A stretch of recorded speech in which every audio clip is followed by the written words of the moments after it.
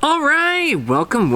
If you're new to the channel, my name is Elliott and you're watching Rickety Ski Reviews. Today we're going to be talking about something I think is absolutely outrageous, and that is the ShredShox. If you're not familiar with them, they're basically taking 4 mountain bike suspensions, I guess 2 on each ski, and then they've got a little arm, and then you've got like a hovering platform over the ski that your boots clip into bindings.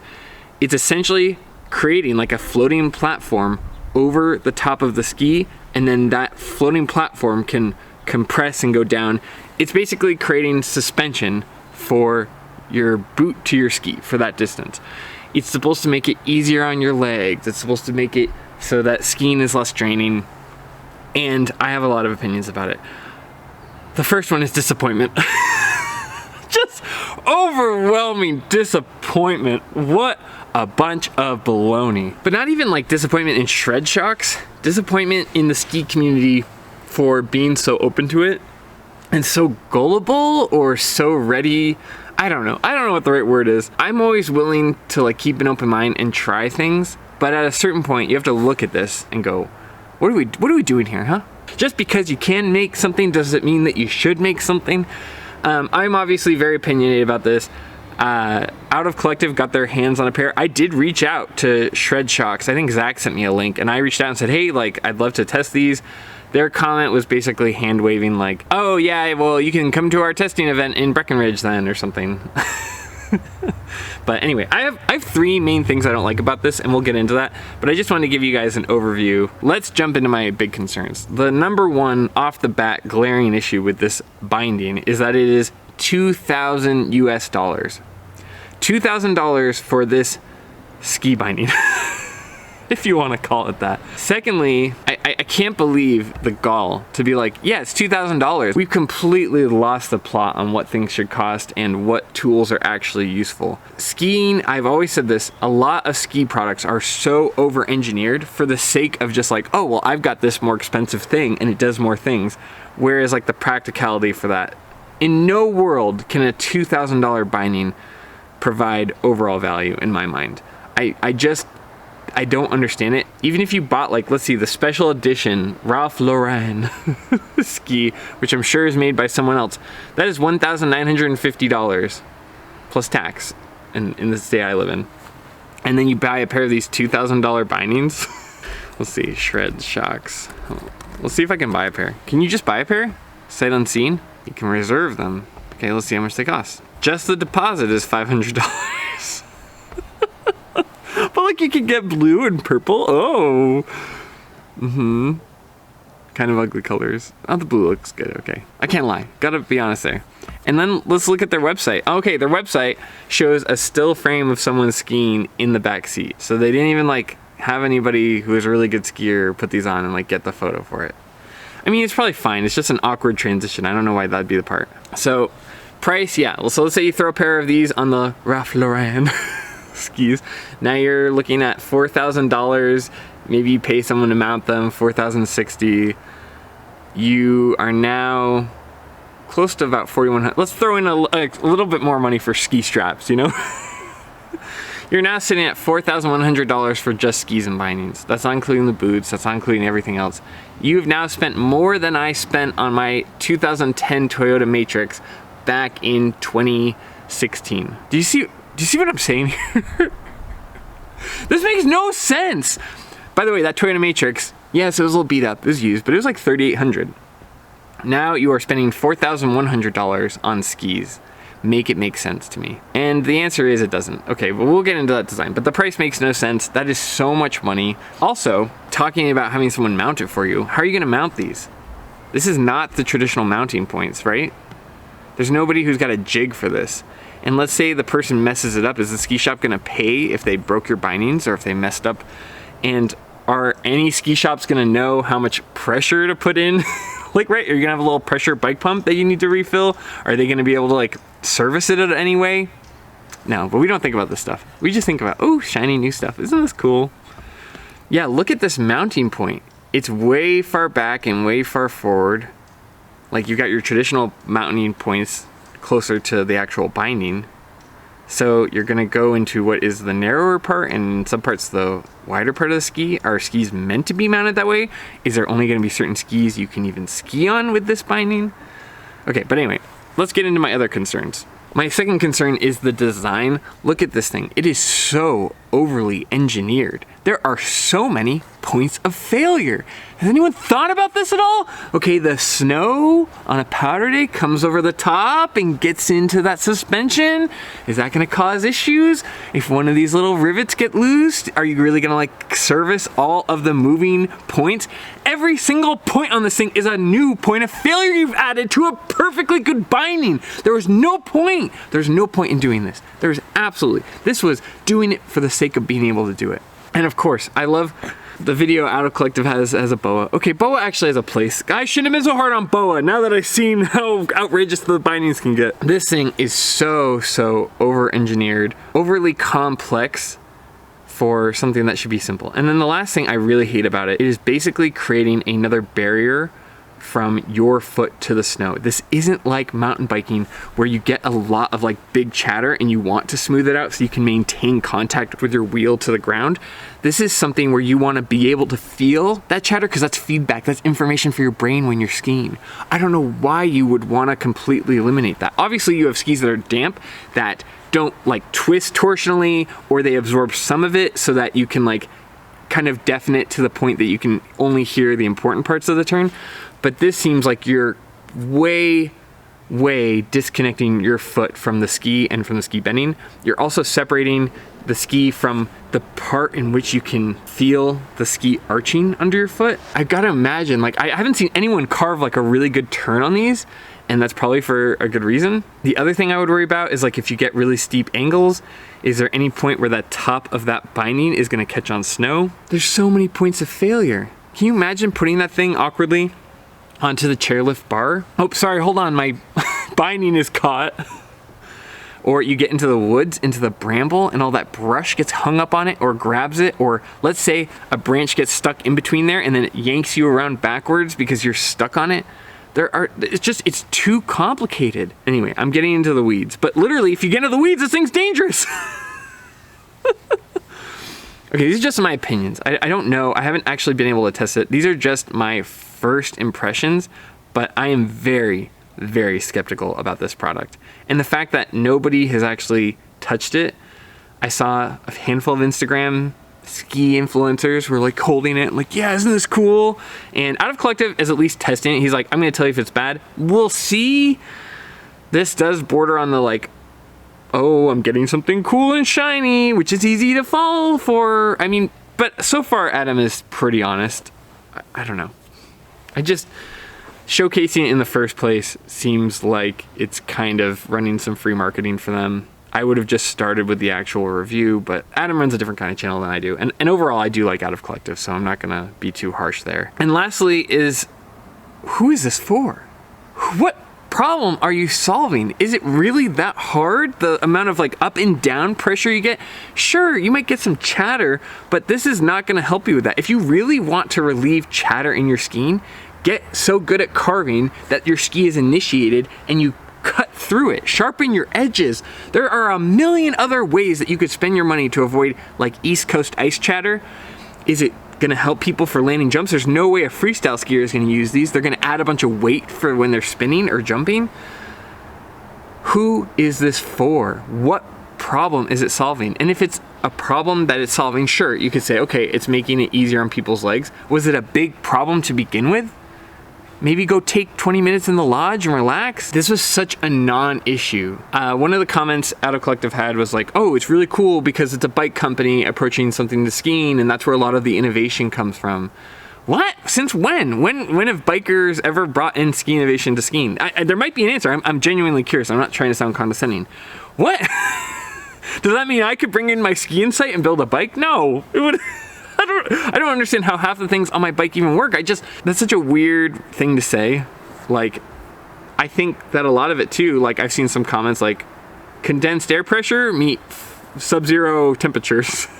There are so many things that weren't thought out, I think because these are people that don't ski. And I think that there's a real misunderstanding of what people don't like out of skiing. oh, well, people don't like chatter. It's like, oh, well, we can smooth that out. It's like, okay, well, some of that is your skiing ability, some of that is your form, some of that is how well the ski is initiated, some of that is the ski build itself. And then the other thing is, like, if this is smoothing things out, each ski is gonna vary then. Like, okay, how is this ski on a more responsive, like Renown Endurance 88 gonna be compared to something that's really damp, like a Stockli Stormrider or a Nordic Enforcer? I just don't feel like any of this was well thought out. It was like, oh, we can make this product, let's throw it out there and get a bunch of excitement and collect $2,000 per person, and even if we only sell 100 of them, we're doing pretty good. There's 200,000 right there, revenue, baby. Or like, oh, hey, we've got all these bike parts left over that we can't sell anymore. Oh yeah, throw them on a binding. That's what it screams to me. They've got so many of them. I don't know, these are all just funny jokes. I don't understand who this is for. I can't think of a person in the world I would recommend this to.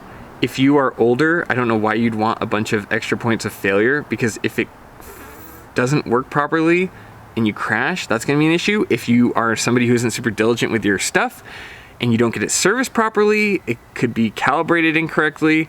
And if you're trying to learn how to get better at skiing, creating more and more barriers between your foot and the snow is not a good way to build a sense and a feel for how to carve.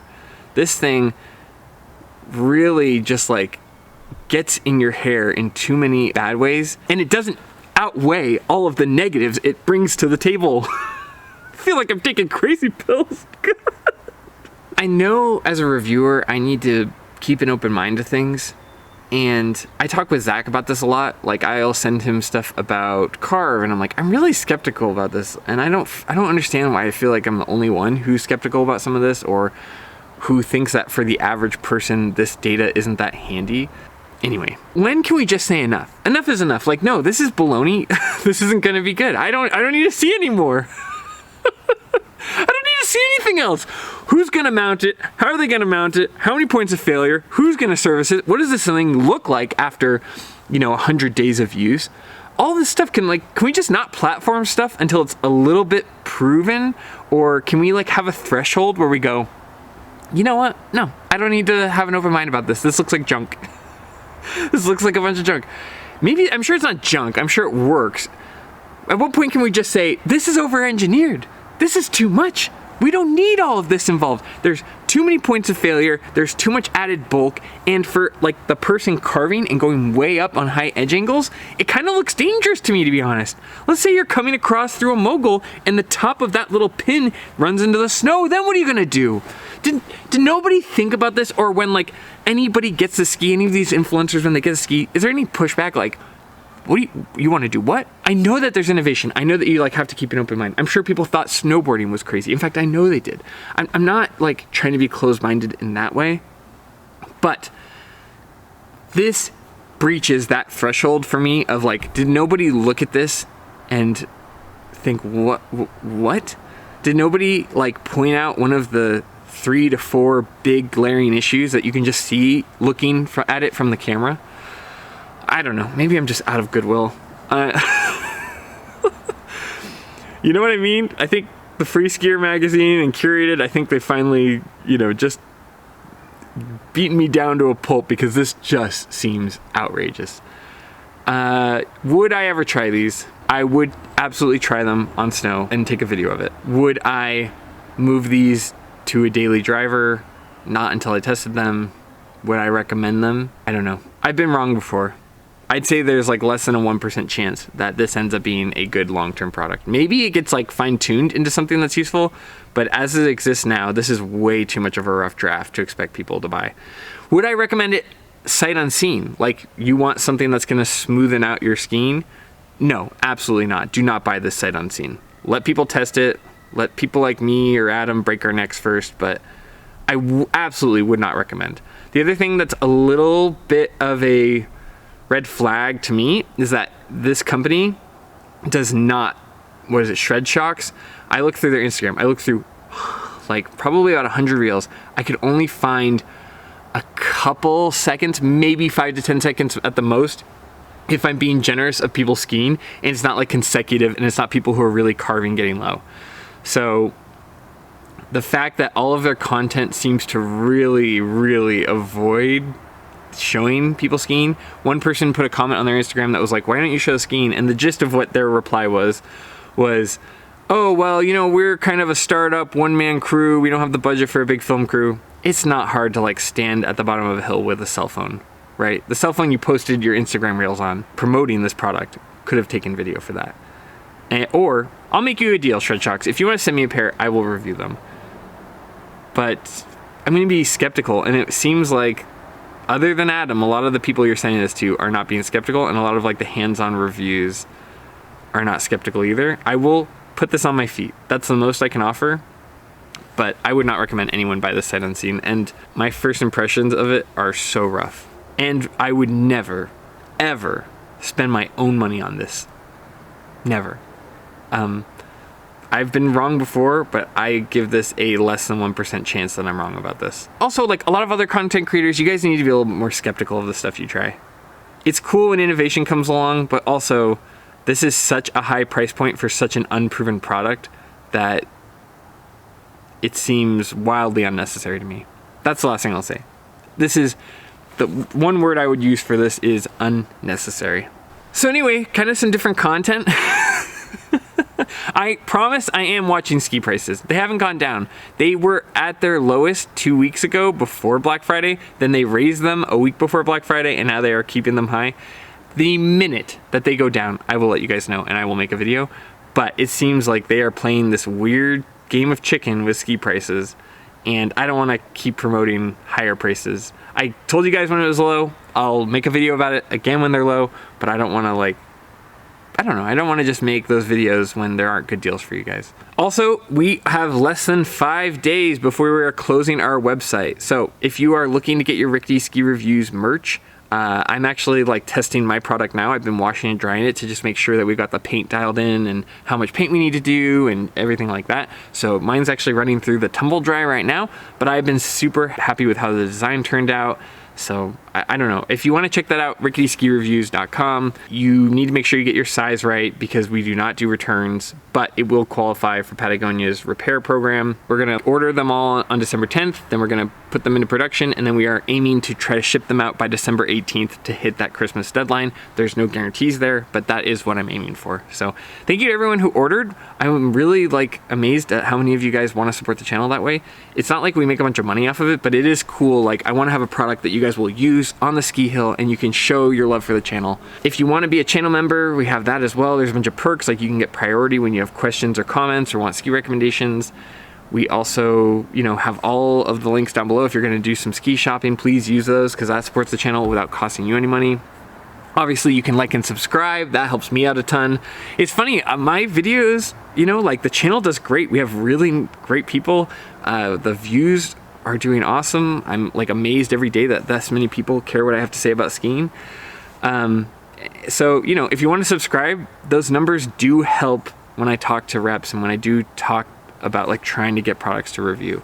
So anyway, that's my first impression of this ShredShox. I'm very skeptical.